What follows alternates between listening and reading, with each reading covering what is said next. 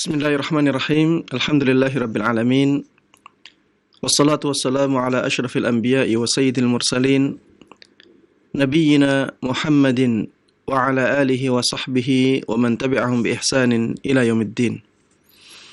Allahumma inna nas'aluka bi asma'ikal husna wa sifatikal ula an tu'allimana ma yanfa'una wa an tanfa'ana bima 'allamtana wa an tazidana ilman wa 'amala.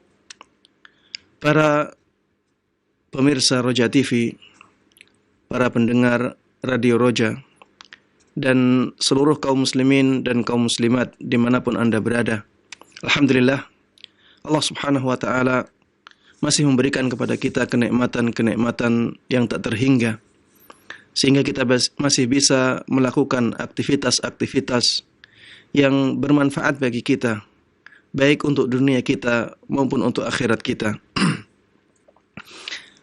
Salawat dan salam semoga selalu terlimpahkan kepada Nabi yang sangat kita cintai, Nabi yang sangat kita kagumi, Nabi yang selalu kita junjung tinggi, Nabi yang selalu kita percayai, Nabi Agung Muhammad sallallahu alaihi wasallam. Dan mudah-mudahan salawat dan salam tersebut juga terlimpahkan kepada seluruh keluarga beliau, seluruh sahabat beliau, dan seluruh kaum muslimin yang mengikuti beliau dan para sahabatnya dengan baik hingga hari kiamat. Ikhwati wa akhwati fillah, a'azzani Allah wa iyyakum. Pada kesempatan kali ini kita akan membahas kaidah yang sangat bermanfaat dalam kehidupan kita sehari-hari. Kaidah tersebut berbunyi, man sabaqa ilal mubahati fahuwa ahaqqu biha. Barang siapa yang lebih dahulu memperoleh barang-barang yang mubah, maka dialah yang paling berhak untuk mendapatkannya. Barang siapa yang lebih dahulu memperoleh barang-barang yang mubah, maka dia yang paling berhak mendapatkannya. Apa yang dimaksud dengan barang-barang yang mubah ini? Yang dimaksud dengan barang-barang yang mubah dalam konteks ini adalah barang-barang yang boleh digunakan. Boleh digunakan ini memiliki dua kemungkinan. Atau barang-barang yang boleh digunakan ini mempunyai dua kemungkinan. Kemungkinan yang pertama, barang tersebut tidak ada yang memilikinya sama sekali. Kemungkinan yang pertama, barang-barang tersebut tidak ada yang memilikinya sama sekali. Maka orang yang lebih dahulu mendapatkan barang yang demikian, dia berhak untuk menggunakan dan memilikinya. Dia berhak untuk menggunakan dan memilikinya karena tidak ada pemiliknya. Kemungkinan yang kedua, barang tersebut menjadi hak bersama yang memiliki orang banyak. Apabila keadaannya demikian, maka dia berhak untuk mendapatkannya, maksudnya adalah mendapatkan manfaatnya, tidak memilikinya. Ya, makanya harus dibedakan ya antara dua keadaan ini. Man sabaqa ilal mubahat fahuwa ahaqqu biha. Barang siapa yang lebih dahulu mendapatkan benda-benda atau barang-barang yang mubah, maka dialah yang paling berhak terhadapnya.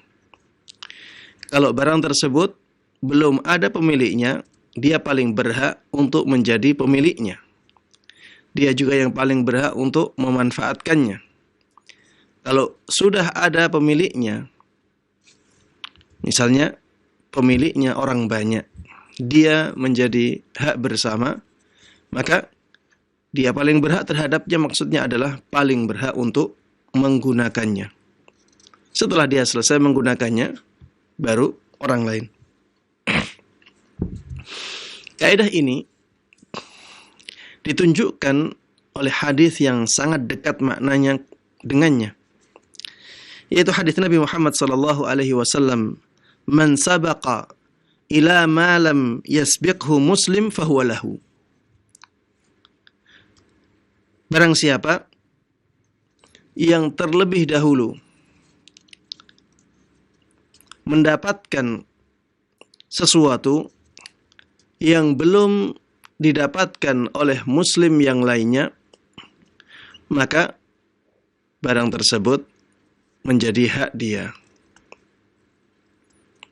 Maka barang tersebut menjadi hak dia. Barang siapa yang lebih dahulu mendapatkan sesuatu yang belum didapatkan oleh muslim yang lainnya, maka sesuatu tersebut menjadi miliknya.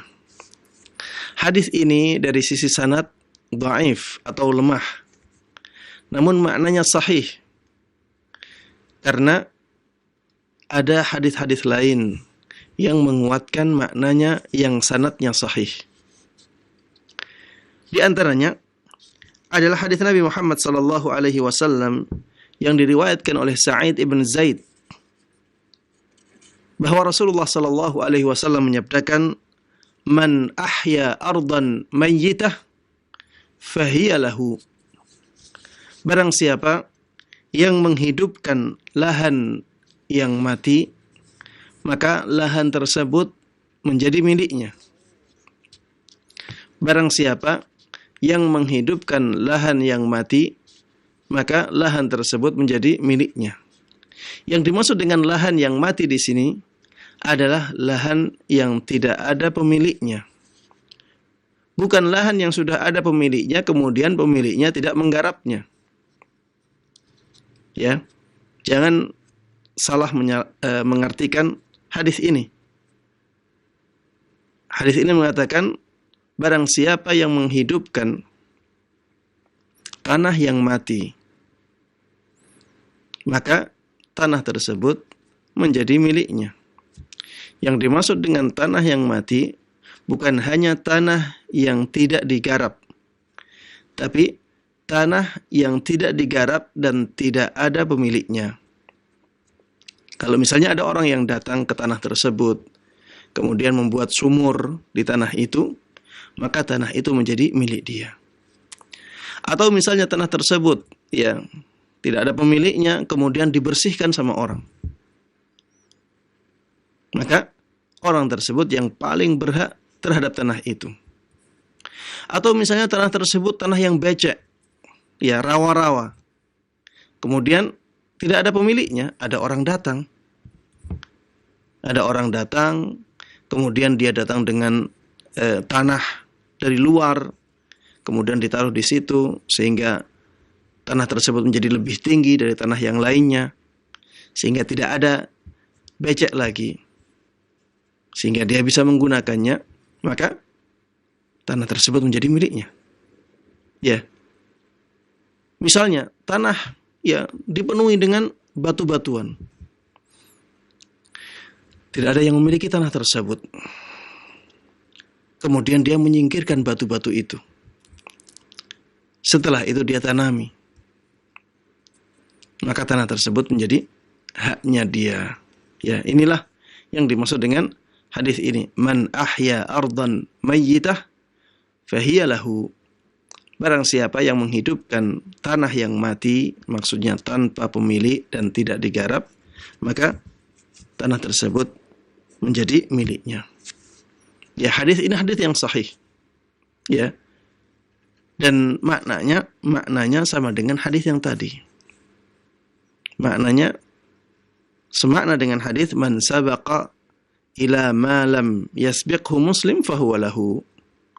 Barang siapa yang lebih dahulu mendapatkan sesuatu yang belum dimiliki oleh seorang muslim pun, maka barang tersebut menjadi miliknya. Kalau bentuknya tanah, maka tanah tersebut menjadi miliknya. Hadis lain juga yang semakna dengan hadis ini, dan hadis ini juga sahih, man ahata ha'itan ala ardin fahiya lahu. Barang siapa yang membangun dinding, maksudnya barang siapa yang memagari tanah maka tanahnya menjadi miliknya. Barang siapa yang membuat pagar di suatu kawasan, maka tanah tersebut menjadi miliknya. Ya, ini khusus untuk apa? Untuk tanah-tanah yang belum ada pemiliknya. Kalau sudah ada pemiliknya, maka tidak boleh melakukan yang seperti ini. Makanya dalam hadis lain, Rasulullah Shallallahu Alaihi Wasallam mengatakan, "Walaysa li'irqin zalimin haqqun." Usaha yang zalim itu tidak diberikan hak sama sekali. Ya, tidak bisa mendatangkan hak sama sekali. Kalau misalnya dia tahu itu tanah milik orang, kemudian dia menggarapnya, dia memagarinya, maka garapannya tidak dihargai sama sekali. Dindingnya atau pagarnya pun tidak dihargai sama sekali. Orang yang memiliki tanah boleh merusaknya. Boleh mengatakan kepada orang yang menanam di atas tanahnya atau yang memagari tanahnya, dia boleh mengatakan, pagarmu sana ambil, tanpa dia harus mengganti harga pagar itu. Begitu pula ketika tanah seseorang ditanami oleh orang lain tanpa izin, kemudian pemilik tanahnya datang, kemudian melihat ya seperti itu, maka pemilik tanah berhak untuk mengatakan dan memerintahkan kepada orang yang zalim itu, sana ambil tanamanmu, sana hilangkan tanamanmu dari atas tanahku. Ya, dia berhak seperti itu karena Rasulullah Shallallahu Alaihi Wasallam mengatakan, walaysa li'irqin zalimin haqqun. Usaha yang zalim itu tidak memiliki hak sama sekali. Taib. Orang yang memagari tanah dan tanah tersebut adalah tanah yang mati, statusnya tidak ada pemiliknya, maka tanah tersebut bisa menjadi miliknya. Dialah yang paling berhak terhadap tanah itu. Kemudian yang berkaitan dengan hak bersama, ya, sesuatu yang menjadi hak bersama, maka orang yang mendapatkan sesuatu tersebut dialah yang paling berhak untuk menggunakannya. Hal ini sesuai dengan hadis Nabi Muhammad sallallahu alaihi wasallam, la yuqimanna ahadukum ar-rajula min majlisihi thumma yajlisu fihi. Jangan sampai salah seorang dari kalian mengusir orang lain dari majelisnya, kemudian dia duduk di majelis itu. Jangan sampai salah seorang dari kalian menyuruh orang yang sudah duduk di suatu tempat untuk berdiri, kemudian dia duduk di tempat tersebut. Ini menunjukkan bahwa orang tersebut paling berhak dengan tempat itu. Kalau dia bukan orang yang paling berhak terhadap tempat itu, maka tentunya Nabi kita Muhammad sallallahu alaihi wasallam tidak melarang orang lain untuk mengusir dia dari tempat itu. Tapi ternyata Rasulullah sallallahu alaihi wasallam melarang kita untuk mengusir orang lain atau menyuruh orang lain berdiri, kemudian kita menduduki tempatnya tersebut. Dan di sini ada nilai yang sangat tinggi, ya. Di sini Islam mengajarkan kepada kita untuk menghormati orang lain. Islam memerintahkan kita untuk memuliakan orang lain. Walaupun yang duduk di tempat tersebut adalah orang yang derajatnya lebih rendah dari kita, misalnya dia rakyat biasa. Sedangkan yang datang adalah pemimpin. Yang datang misalnya orang yang penting, ya, maka tidak ada hak bagi dia untuk mengusir orang lain dari tempat yang sudah dia duduki sebelumnya. Kenapa demikian? Karena syariat Islam sudah memberikan hak kepada dia. Syariat Islam sudah memberikan hak kepada dia terhadap tempat itu. Maka tidak boleh bagi orang lain untuk mengusir dia dari tempat tersebut. Maka Ini harus diperhatikan ya. Jangan sampai kita semena-mena terhadap orang lain. Taib. Ini ya, dari hadis ini kita sangat jelas ya bisa memahami bahwa ketika seseorang sudah duduk di suatu tempat ya, dan tempat tersebut adalah hak bersama, maka dialah yang paling berhak untuk menempati tempat itu. Taib. Contoh penerapan kaidah ini. Kaidah ini adalah kaidah yang sangat penting dalam kehidupan kita dan contohnya sangat banyak sekali. Di antara contohnya adalah ya, di sini disebutkan contoh pertama, orang yang pertama kali menggarap lahan kosong tanpa pemilik, maka dialah yang memiliki tanah tersebut. Dan ini sama persis dengan hadis yang kita sebutkan tadi. Man ahya ardan mayyitah fahiya lahu. Barang siapa yang menggarap tanah yang mati, ya maksudnya adalah tanah yang tanpa pemilik, ya, maka tanah tersebut menjadi miliknya. Baik. Contoh yang kedua, sini disebutkan orang yang berburu binatang di hutan atau menangkap ikan di lautan, maka dialah yang memilikinya. Karena hutan dan lautan beserta semua isinya tidak ada pemiliknya secara khusus. Ya. Hewan-hewan yang ada di hutan, ya, itu tidak ada pemiliknya secara khusus. Sehingga orang yang berburu di dalam hutan, dia paling berhak terhadap hewan yang dia buru. Lautan juga demikian. Ikan-ikan yang ada di lautan tidak ada pemiliknya. Ya, pemiliknya Allah Subhanahu wa taala, ya. Tapi manusia tidak memilikinya ikan-ikan tersebut. Sehingga ketika ada orang mendapatkan ikan-ikan itu, maka dialah yang paling berhak terhadap ikan-ikan itu. Tidak boleh orang lain ya kemudian mengambil ikan yang sudah dia dapatkan. Karena tidak ada pemilik khususnya. Pemiliknya adalah Allah Subhanahu wa taala. Dan Allah sudah katakan, "Huwallazi khalaqalakum ma fil ardi jami'a." Dialah yang menciptakan untuk kalian apapun yang ada di bumi ini. Dialah yang menciptakan untuk kalian apapun yang ada di bumi ini. Sehingga apapun yang ada di bumi ini, selama tidak ada pemiliknya ya dari manusia, maka Allah bolehkan untuk kita gunakan. Allah bolehkan untuk kita miliki, ya, selama tidak ada atau belum ada pemiliknya dari manusia. Karena itu milik Allah dan Allah mengizinkannya untuk digunakan. Baik.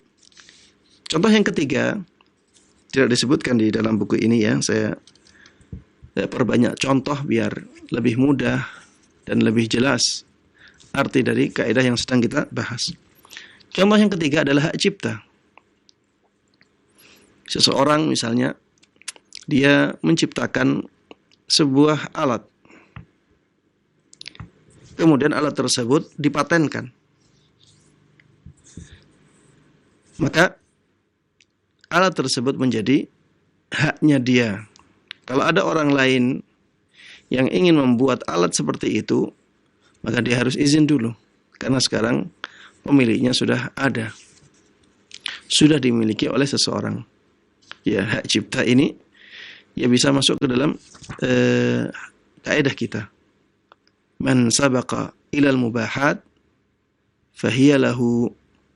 Barang siapa yang lebih dahulu mendapatkan hal-hal atau barang-barang atau sesuatu yang mubah, maka dia yang paling berhak, fahuwa ahaqqu biha, dia yang paling berhak terhadapnya.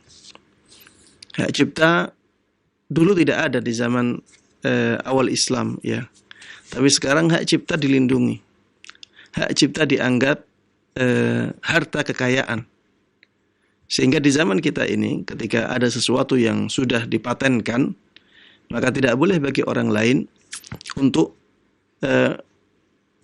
meniru yang persis dengan barang tersebut, kemudian dinamai dengan nama yang sama. Ya, karena dia orang yang mematenkan tersebut, dia yang paling berhak terhadap hak ciptanya. Ya, dan hak cipta ini banyak sekali di zaman ini. Buku bisa dipatenkan, ya. Mesin bisa dipatenkan, ya. Program-program, ya. Program aplikasi-aplikasi bisa dipatenkan. Program di komputer bisa dipatenkan, ya. Penemuan-penemuan di bidang pengobatan bisa dipatenkan. Penemuan di bidang misalnya arsitektur, ya, bisa dipatenkan. Ya, dan ini sangat banyak sekali. Taib. Contoh yang keempat adalah ketika kita melihat ada orang yang duduk di masjid. Kita tahu masjid adalah hak bersama. Setiap muslim dia berhak untuk duduk di masjid, ya. Maka tidak boleh ada seorang pun yang melarang seorang muslim untuk duduk di masjid. Karena masjid adalah rumah Allah. Masjid itu rumah Allah, Allah yang memilikinya. Dan Allah ketika memiliki sesuatu, Allah mengizinkan manusia untuk menggunakannya. Sebagaimana saya sebutkan tadi, huwallazi khalaqalakum ma fil ardi jami'a. Dialah Allah yang menciptakan untuk kalian semua yang ada di bumi ini. Ketika masjid itu rumah Allah Subhanahu wa taala, berarti kita boleh menggunakannya.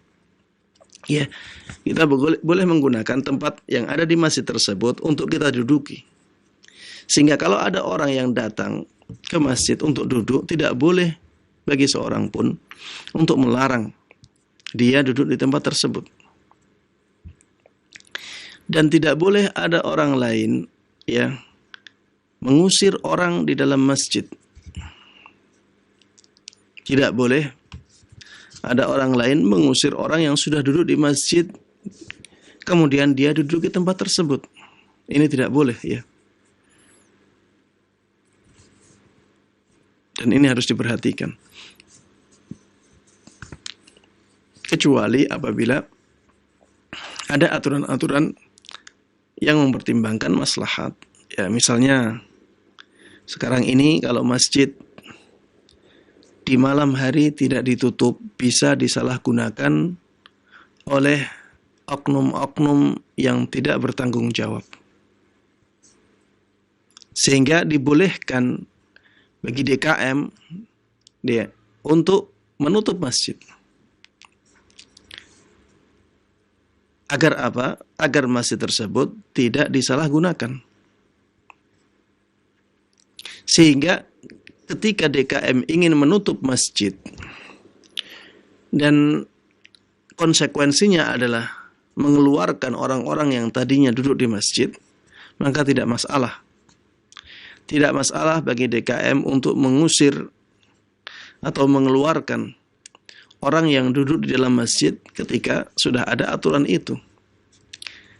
Karena aturan tersebut adalah aturan yang dibuat untuk kemaslahatan bersama, untuk kemaslahatan seluruh kaum muslimin. Dan kita harus tahu bahwa maslahat umum itu lebih didahulukan daripada maslahat khusus. Maslahat umum itu harus lebih didahulukan daripada maslahat umum, ya. DKM ketika memutuskan masjid harus ditutup di jam sekian-sekian, ya, maka mereka tidaklah memutuskan keputusan itu kecuali karena kemaslahatan bersama, kecuali agar masjid tersebut tetap terjaga dengan baik, tidak disalahgunakan, ya, maka dibolehkan dibolehkan bagi mereka untuk mengeluarkan orang-orang apabila sudah sampai pada jam yang ditentukan. Ini, ya, saya jelaskan ini karena sebagian orang mengatakan masjid kan itu milik Allah, harusnya tidak boleh ditutup, harusnya dibuka terus. Sebagaimana dahulu di awal-awal Islam tidak ada masjid yang ditutup. Maka kita katakan, ya, para ulama sudah menjelaskan kaidah yang sangat masyhur di kalangan mereka, la yunkaru taghayyurul ahkam al-ijtihadiyah bitaghayyuril azman. Tidak boleh diingkari adanya perubahan hukum ijtihadi, hukum yang berdasarkan ijtihad, dengan perubahan zaman atau karena perubahan zaman. Tidak boleh diingkari apabila hukum-hukum yang sumbernya adalah ijtihad itu berubah karena perubahan zaman. Di zaman dahulu kaum muslimin, ya, tidak berani menyalahgunakan masjid, dan mereka sangat mengagungkan kedudukan masjid, sehingga mereka sangat takut sekali apabila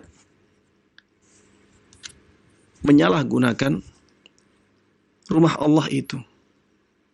Sehingga tidak masalah di zaman dahulu masjid dibuka 24 jam. Karena memang keadaan orang di zaman dahulu, ya, sangat berbeda dengan keadaan orang di zaman ini. Di zaman ini banyak dari orang-orang yang mengaku dirinya sebagai muslim. Saya tidak katakan semuanya, saya juga tidak katakan kebanyakan, tidak.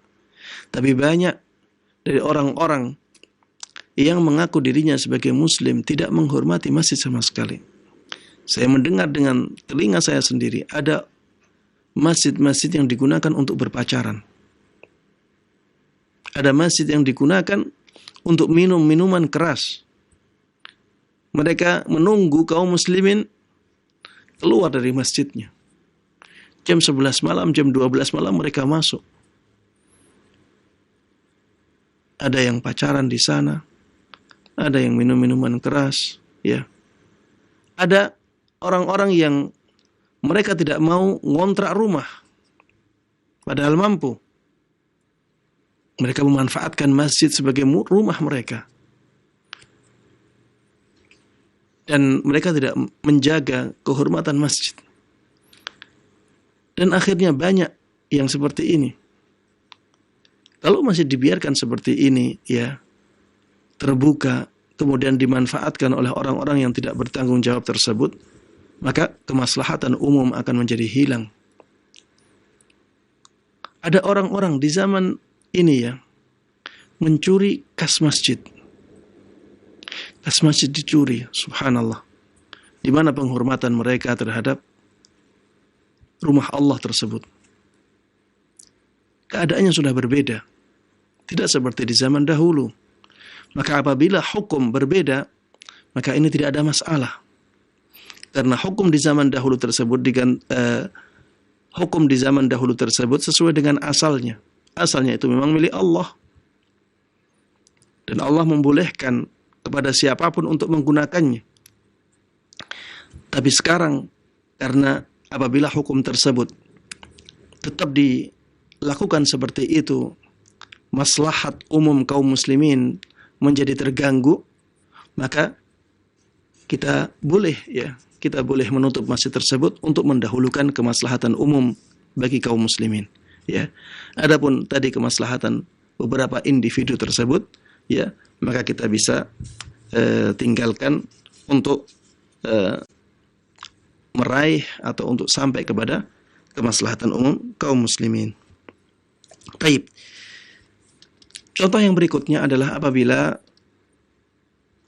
orang yang menghadiri suatu tempat di suatu kajian misalnya, maka orang tersebut adalah orang yang paling berhak terhadap tempatnya. Orang tersebut adalah orang yang paling berhak terhadap tempatnya. Apabila misalnya, ya, ada orang menempati suatu tempat di sebuah majelis ilmu, kemudian dia kebelet, ya, dan akhirnya ke toilet. Dia meninggalkan sesuatu di tempatnya. Maka tidak boleh ada orang lain yang menempati tempat itu. tidak boleh ada orang lain yang menempati tempat itu. Kenapa? Karena dia ma'dzur. Dia punya alasan yang syar'i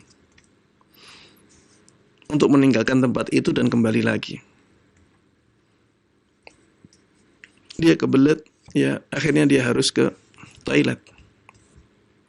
Maka ya ketika dia menginginkan tempat itu, maka dia tetap dianggap sebagai orang yang paling berhak terhadap tempat itu. Tidak boleh ada orang lain yang menempati tempat itu sampai dia meninggalkannya, dia tidak menginginkannya. Baru ya ketika itulah orang lain boleh menempatinya.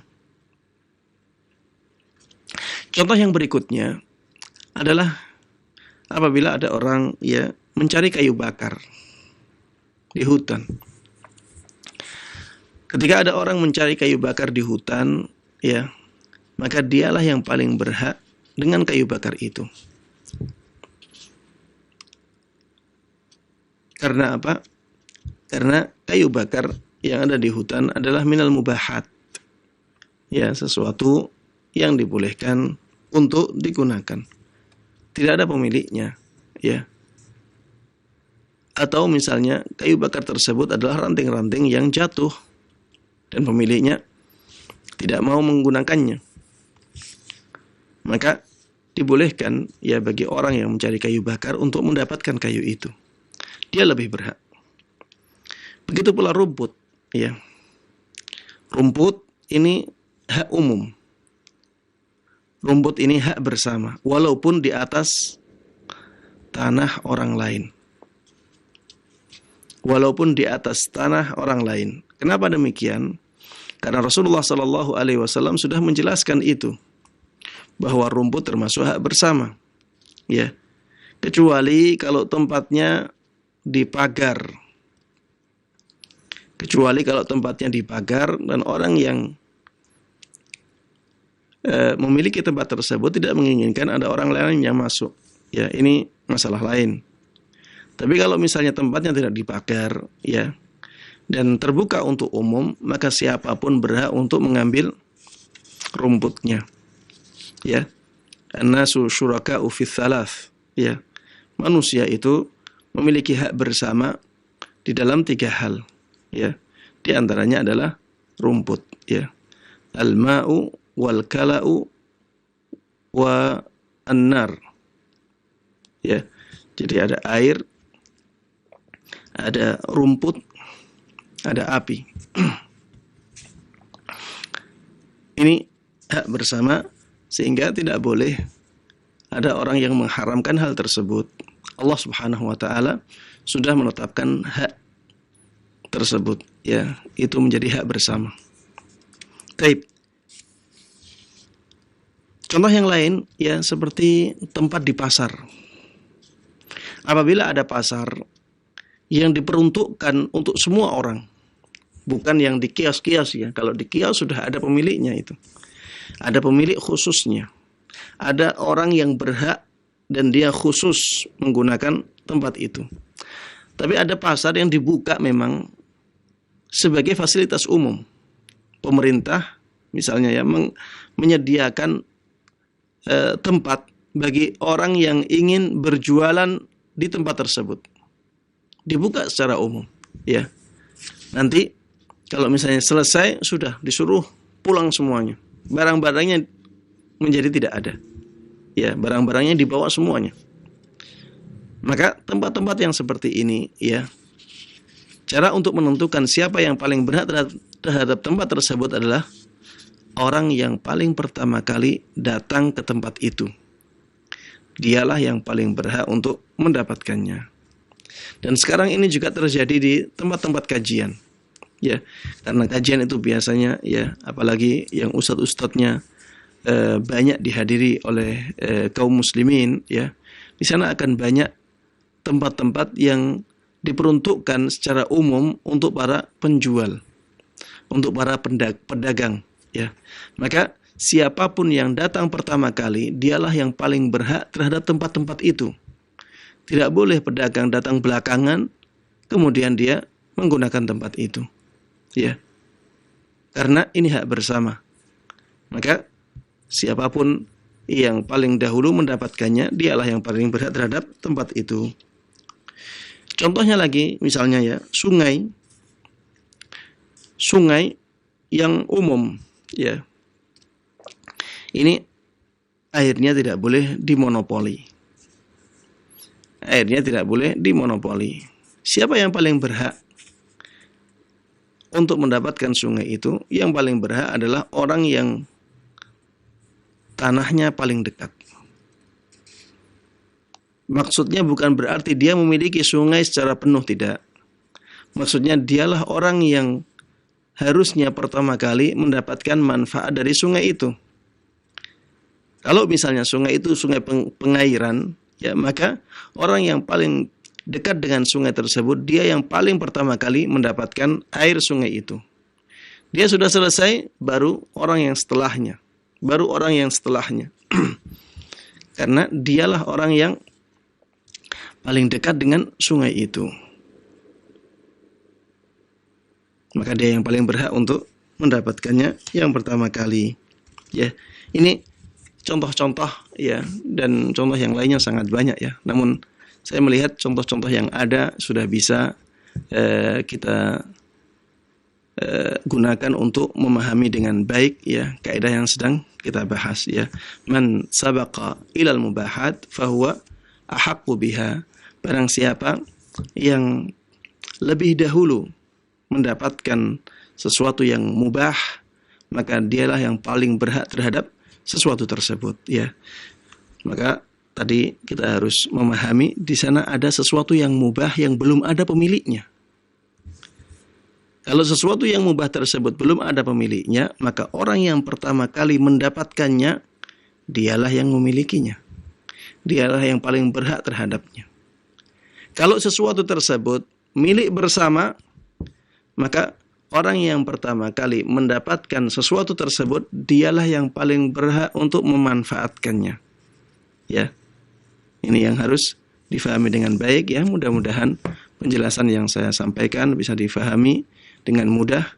Mudah-mudahan Allah Subhanahu wa taala memberikan kepada kita ilmu yang bermanfaat, ilmu yang berkah, dan mudah-mudahan Allah Subhanahu wa taala memberikan taufiknya kepada kita untuk bisa mengamalkan ilmu ini dengan baik dan mudah, dan juga bisa mengajarkannya kepada orang lain dengan baik dan mudah. Amin amin ya rabbal alamin.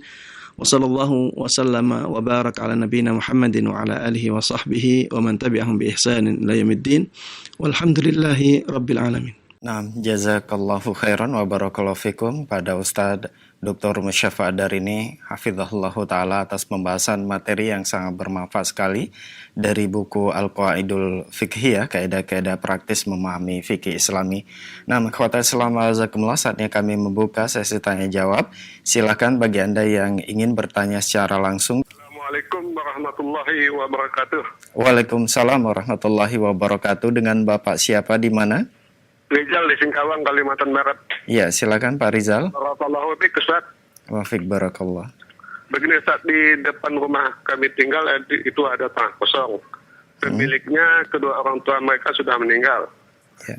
Mereka mempunyai 5 orang anak. Yang 2 tinggal di dekat tanah tersebut. Yang tiganya di tempat lain. Ada tetangga memanfaatkan tanah tersebut untuk menanam sayuran, buah-buahan. Dengan meminta izin pada salah satu seorang anak saja. Ya. Dengan begitu hasil dari itu, mereka memberi kami, tetangga tersebut, ketika hasil panen itu memberi kami. Kami ragu untuk memakannya, Ustaz. Karena dia hanya meminta izin pada seseorang anak saja. Sedangkan yang tempat lain tidak. Bagaimana ini, Ustaz? Mohon maaf Bapak, itu status tanahnya, kepemilikannya atas nama orang tuanya atau atas nama anak-anak? Betul, tanah warisan, Ustaz. Tanah warisan dari orang tua ya Pak? Ya, betul. Baik. Mohon ditunggu jawaban dari Ustadz Bapak. Sekian Ustaz dari Kalimantan. Assalamualaikum warahmatullahi wabarakatuh. Wassalamualaikum. Ya, waalaikumsalam warahmatullahi wabarakatuh. Tafadhol Ustadz. Ya, karena itu adalah tanah warisan, ya maka haknya otomatis berpindah kepada ahli warisnya. Hak kepemilikan tanah tersebut secara otomatis ya berpindah ke para ahli waris. Sehingga ketika kita ingin menggunakan tanah itu, maka harusnya kita izin kepada semua ahli waris atau perwakilan mereka. Ya. Jadi kalau misalnya tidak ada yang menjadi wakil, maka kita meminta izin kepada semuanya. Tapi kalau misalnya kita bisa menjadikan salah satu dari mereka sebagai wakil, ya maksudnya kita mendapati salah satu dari mereka itu sebagai wakil dari semua ahli waris, maka kita cukup ya meminta izin kepada orang tersebut karena dia menjadi wakil bagi yang lain. Kemudian siapakah yang berhak untuk menerima hasil dari sewa tersebut? Kita katakan karena itu hak waris, maka semua ahli waris berhak mendapatkan bagian dari uang sewa tersebut sesuai dengan kadar warisannya. Sesuai dengan kadar warisannya. Kalau misalnya si fulan kadar dari warisannya misalnya dari tanah itu 1/6, maka dia berhak mendapatkan 1/6 dari keuntungannya. Yang si fulan misalnya dia mendapatkan dari tanah tersebut misalnya 1/3, maka dia dapat 1/3 dari hasil sewa tersebut. Ya, itu yang sebaiknya dilakukan, ya, dan itulah syariat Allah Subhanahu wa taala. Kalau misalnya dia sudah menggunakannya, dia sudah minta izin kepada sebagian dari ahli warisnya, dan dia misalnya ragu apakah mereka itu wakil ataukah tidak, maka dia boleh ya misalnya meminta izin kepada yang lain. Ya, dia boleh meminta izin kepada yang lain setelah itu. Ketika diizinkan maka alhamdulillah. Ya. Ketika diizinkan maka alhamdulillah, dan mereka tetap berhak untuk mendapatkan bagian dari hasil sewa tanah tersebut, ya, karena banyak masyarakat tidak tahu bahwa hak waris itu hak yang sudah dipaksakan oleh Allah Subhanahu wa taala. Hak waris itu hak yang sudah dipaksakan oleh Allah Subhanahu wa taala. Walaupun orangnya tidak mau menerima, maka harta tersebut menjadi miliknya. Karena Allah yang sudah menentukan bahwa itu miliknya. Dengan meninggalnya seseorang, maka harta waris ini itu menjadi milik orang-orang yang ditentukan oleh Allah Subhanahu wa taala. Dia dipaksa oleh Allah untuk memiliki itu. Makanya berhati-hatilah bagi mereka yang menginginkan pembagian yang sama. Sudahlah, ini kan anaknya semuanya. Laki-laki dan perempuan harusnya sama. Bertakwalah kepada Allah Subhanahu wa taala, takutlah kepada Allah Subhanahu wa taala. Kenapa? Karena itu kezaliman. Karena Allah sudah menentukan haknya masing-masing dari ahli waris tersebut.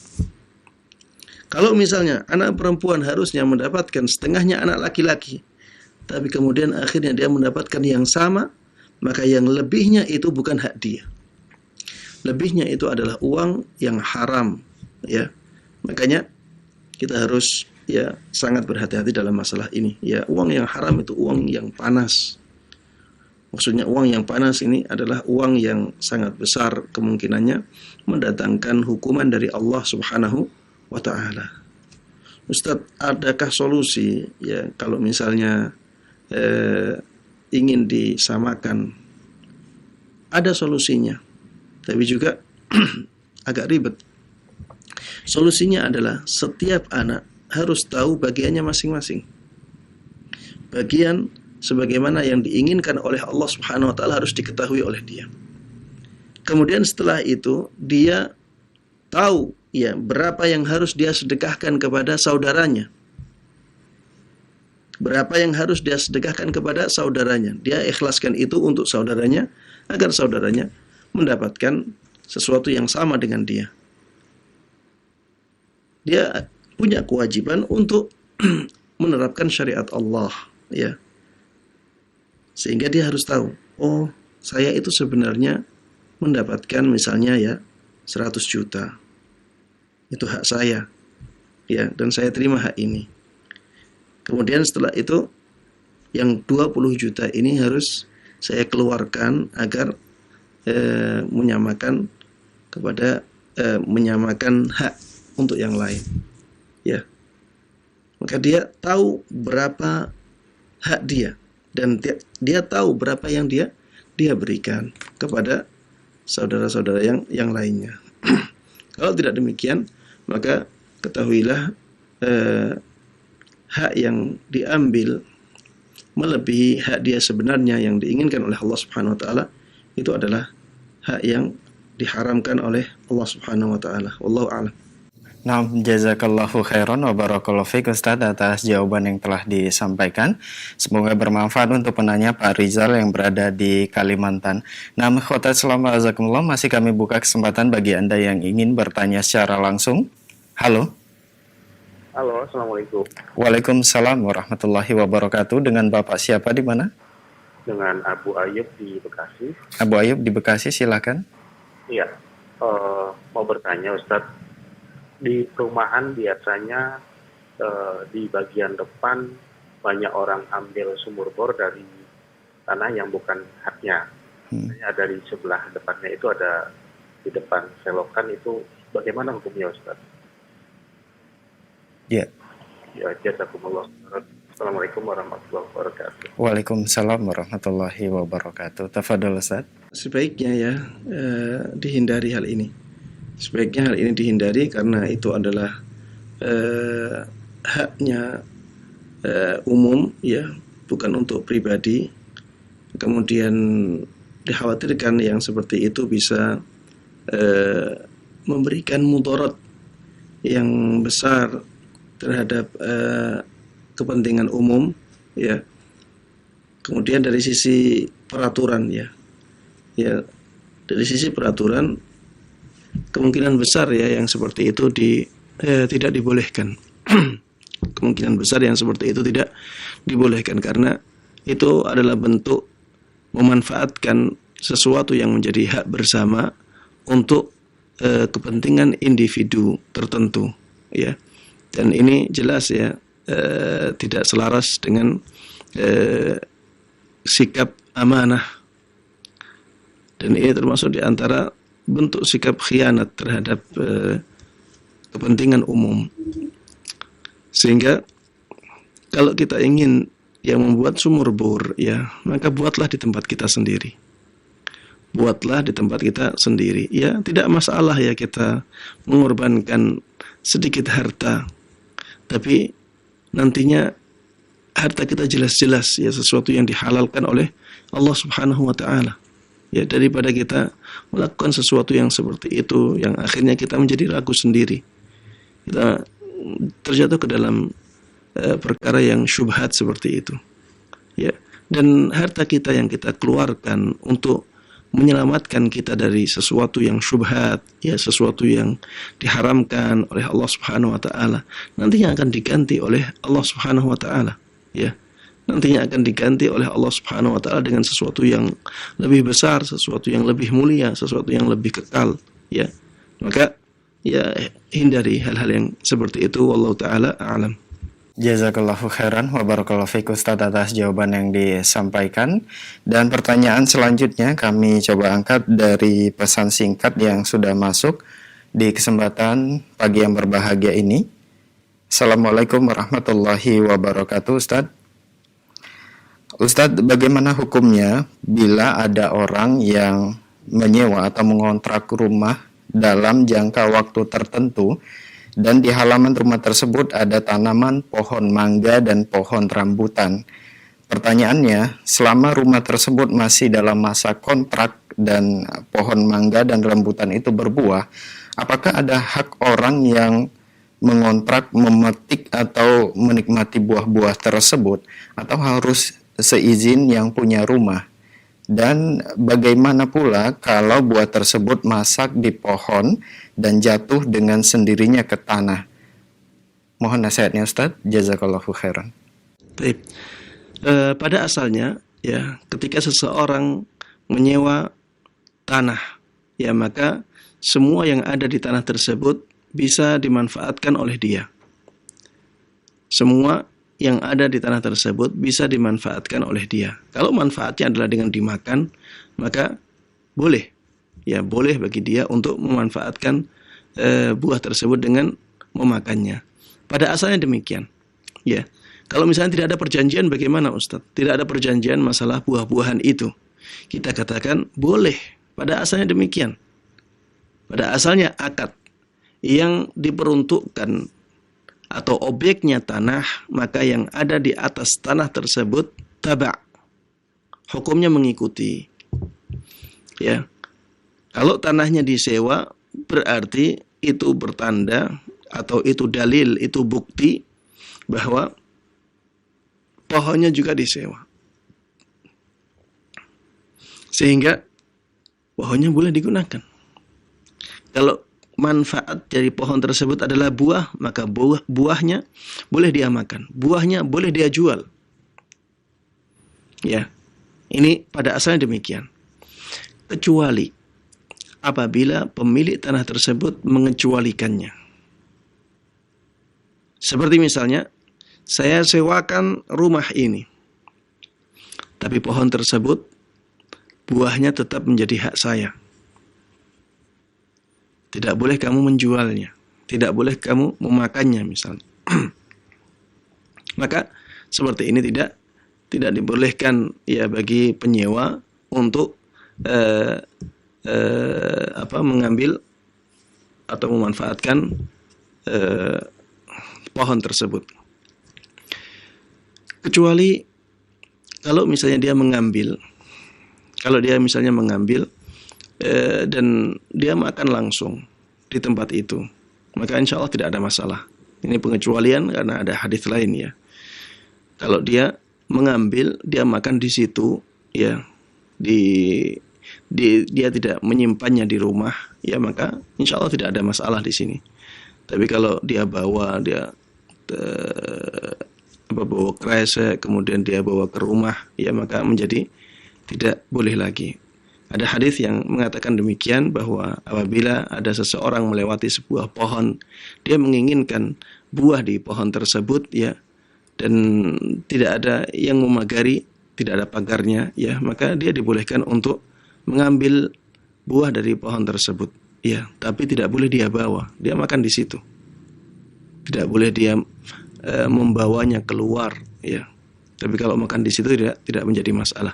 Yang penyewa tersebut juga demikian, ya, karena dia di dalam rumah tersebut, ya, tentunya tidak ada pagar antara dia dengan pohon itu, ya, sehingga apabila dia ingin memetiknya maka tidak ada masalah. Tapi kalau memetik kemudian menyimpannya di dalam, maka ini menjadi tidak boleh, ya. Intinya tadi, ya, apabila seseorang menyewa rumah di dalam area rumah tersebut ternyata ada pohonnya dan tidak disebutkan di dalam akad, maka pohon tersebut, ya, mengikuti akad rumah. Pohon tersebut mengikuti akad rumah. Kenapa demikian? Karena pohon tersebut berada di tanah yang dia sewa, sehingga hukumnya mengikuti. Ketika dia boleh memanfaatkan rumahnya untuk ditempati, maka dia boleh memanfaatkan pohonnya untuk diambil buahnya. Apabila si orang yang menyewakan, ya, si pemilik pohon tersebut mengecualikan pohonnya, saya masih berhak terhadap pohon ini. Kalau rumah silahkan dimanfaatkan, tapi pohonnya saya yang punya hak, ya, saya kecualikan pohon, ya. Maka pada asalnya dia boleh mengambil, memetik. Kalau hanya memetik atau apalagi jatuh, ya. Kalau hanya memetik kemudian dia makan di situ tidak menjadi masalah. Ya. Tapi kalau dibawa ke rumah, disimpan, maka ini yang tidak boleh. Ya, wallahu taala a'lam. Jazakallah khairan wa barakallahu fiik Ustaz atas jawaban yang disampaikan. Dan pertanyaan terakhir di kesempatan ini karena keterbatasan waktu yang ada. Pertanyaan dari hamba Allah, tidak menyebutkan namanya. Assalamualaikum warahmatullahi wabarakatuh, Ustadz. Ustadz, bagaimana jika kayu bakar yang diklaim milik oleh seseorang, tetapi kayu itu tetap ditinggalkan di hutan, sementara ada orang lain yang mengambilnya karena memang tidak tahu kalau ada yang mengklaimnya?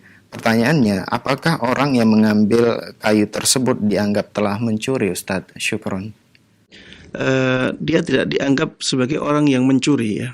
Maksudnya mencuri yang menjadikan dia dipotong tangan, tidak, ya, karena kayu tersebut tidak diamankan oleh pemiliknya atau yang mengklaimnya. Tapi kalau dikatakan bahwa orang tersebut misalnya wajib untuk menggantinya, kita katakan iya, dia wajib menggantinya. Dia tidak berdosa ketika mengambil sesuatu yang dia kira tidak ada pemiliknya. Tidak ada dosa bagi dia. Dia punya alasan syar'i. Dia dikasih uzur oleh Allah Subhanahu wa taala karena ketidaktahuannya. Tapi karena itu berhubungan dengan hak orang lain, maka dia wajib mengganti hak orang lain tersebut. Ya, dia wajib mengganti hak orang lain tersebut. Dia tidak berdosa dari sisi mengambilnya, tapi dia punya kewajiban untuk menggantinya.